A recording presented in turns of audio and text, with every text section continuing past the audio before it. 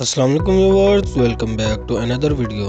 आज की इस वीडियो में हम बात करने वाले हैं हेयर फॉल के बारे में। जी हाँ, इस वीडियो में हम बात करेंगे कि गिरते हुए बालों को कैसे रोका जाए और जो बाल गिर चुके हैं उन्हें वापस किस तरह से रीजनरेट किया जाए। मोस्टली लोगों में हेयर फॉल की प्रॉब्लम रहती है, सो आज का टॉपिक सबके लिए ही इम्पोर्टेंट होने वाला है। जो व्यूअर्स चैनल पर नए हैं काइंडली चैनल को सब्सक्राइब कर ले ताकि इसी तरह की मजीद इंफॉर्मेटिव वीडियोस आप तक पहुंच सके। बेसिकली हेयर फॉल की प्रॉब्लम हमारी बॉडी में मौजूद टेस्टोस्टेरोन हार्मोन से रिलेटेड होती है, जबकि टेस्टोस्टेरोन हार्मोन से एक चीज और प्रोड्यूस होती है जिसका नाम DHT है। सो बेसिकली तो DHT ही हेयर फॉल की मेन प्रॉब्लम होती है, क्योंकि DHT ही बालों की जड़ों को कमजोर करता है जिसकी वजह से हेयर फॉल स्टार्ट होता है। जबकि हेयर फॉल के लिए जो मेडिसिन यूज की जाती है या प्रेस्क्राइब की जाती है उनका बेसिक पर्पस भी इस प्रोसेस को रोकना होता है जिससे DHT बनता है।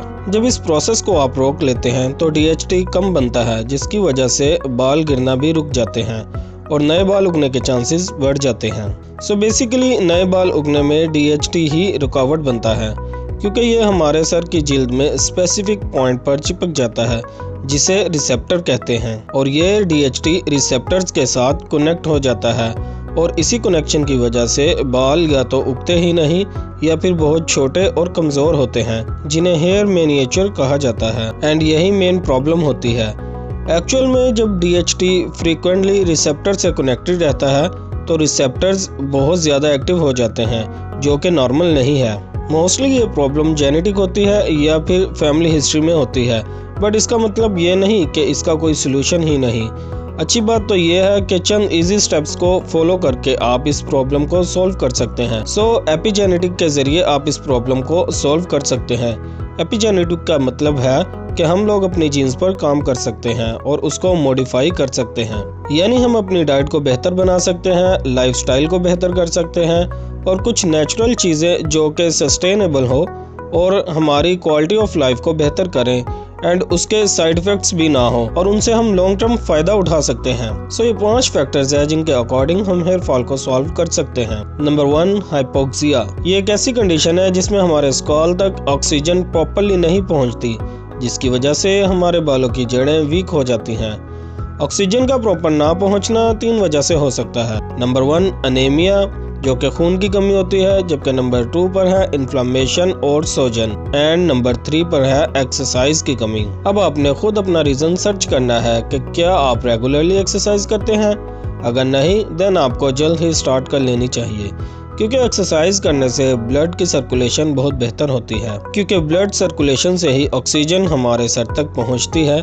जबकि अनीमिया की वजह से भी ये प्रॉब्लम होती है, जबकि अनीमिया की भी 2 टाइप्स होती हैं। Number 1 iron anaemia and number 2 पर है vitamin B12 anaemia. Iron and vitamin B12 दोनों ही मीट में बहुत अच्छी मिकदार में मिल जाते हैं, जो एक बहुत बेहतरीन सोर्स है अनीमिया की डेफिशिएंसी पूरी करने का। लेकिन अगर आप मीट नहीं खाते और सिर्फ सब्जियां ही खाते हैं तो ये भी एक वजह हो सकती है इसकी कमी की। तो अगर आप वेजिटेबल डाइट पर हैं तो आप आयरन सप्लीमेंट भी ले सकते हैं, जबकि विटामिन B12 के लिए आप मेथिकोबैलामिन ले सकते हैं।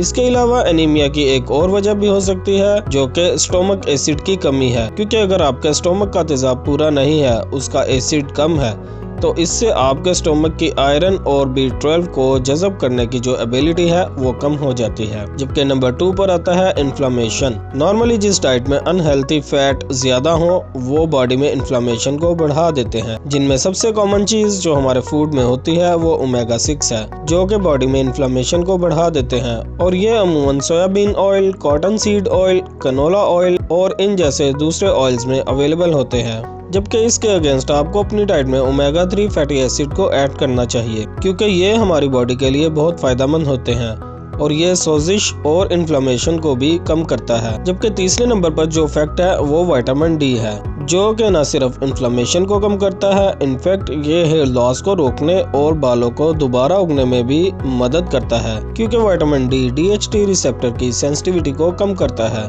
क्योंकि अगर आपकी बॉडी में विटामिन D की डेफिशिएंसी होगी तो DHT रिसेप्टर और ज़्यादा एक्टिव हो जाते हैं जिससे हेयर लॉस बढ़ता है। इवन एक फैक्ट ये भी है कि कुछ लोगों के बाल जस्ट विटामिन डी यूज करने से ही वापस आने लगते हैं। सो विटामिन डी की कंजप्शन एक सिंपल और आसान तरीका है आपके हेयर फॉल को रोकने का। जबकि जो 4th नंबर पर फैक्टर है वो एल-लाइसिन है। एल-लाइसिन जो कि एक अमाइनो एसिड है और हेयर फॉल में बहुत इफेक्टिव होता है क्योंकि ये डायरेक्टली DHT रिसेप्टर पर काम करता है और उसकी सेंसिटिविटी को रेगुलेट करता है। एल-लाइसिन को आप फूड सोर्सेज से इजीली गेन कर सकते हैं जिनमें red meat, chicken, sea food, fish और एग्स शामिल हैं। लास्ट फैक्टर है एस्ट्रोजन हार्मोन्स जो कि औरतों के लिए बहुत इंपॉर्टेंट है क्योंकि एस्ट्रोजन हार्मोन्स का इंक्रीज या डिक्रीज होना बालों की सेहत को बहुत मुतासिर करता है। प्रेगनेंसी के वक्त एस्ट्रोजन हार्मोन्स बहुत हाई होता है और डिलीवरी के वक्त अचानक से गिर जाता है जिसकी वजह से पोस्टमार्टम हेयर लॉस स्टार्ट हो जाता है। जबकि मेंस्ट्रुअल लेवल यानी पीरियड्स के दौरान भी एस्ट्रोजन लेवल कम होता है जिसकी वजह से टेम्परेरी हेयर लॉस होता है। इसी तरह मेनोपॉज के दौरान एस्ट्रोजन लेवल बहुत ज्यादा गिर जाता है जो कि क्रोनिक हेयर लॉस की बड़ी वजह है। सो एस्ट्रोजन लेवल को मेंटेन रखने से भी आपको हेयर लॉस रोकने में हेल्प मिल सकती है,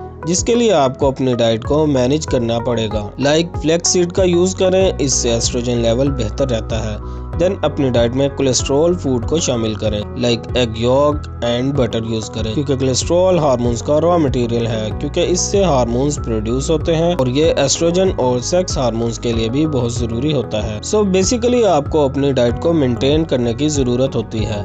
डाइट में हेल्थी चीजें ऐड करें, एक्सरसाइज करें और अनहेल्थी फूड से अवॉइड करें। सो गाइस ये थी आज की वीडियो। आई होप कि वीडियो आपको इन्फॉर्मेटिव लगी होगी। मजीद इसी तरह की हेल्पफुल वीडियो के लिए चैनल को सब्सक्राइब कर लें और बेल आइकन का बटन दबाना मत भूलें। मिलते हैं नेक्स्ट वीडियो में, तब तक के लिए अपना ख्याल रखिएगा। अल्लाह हाफिज।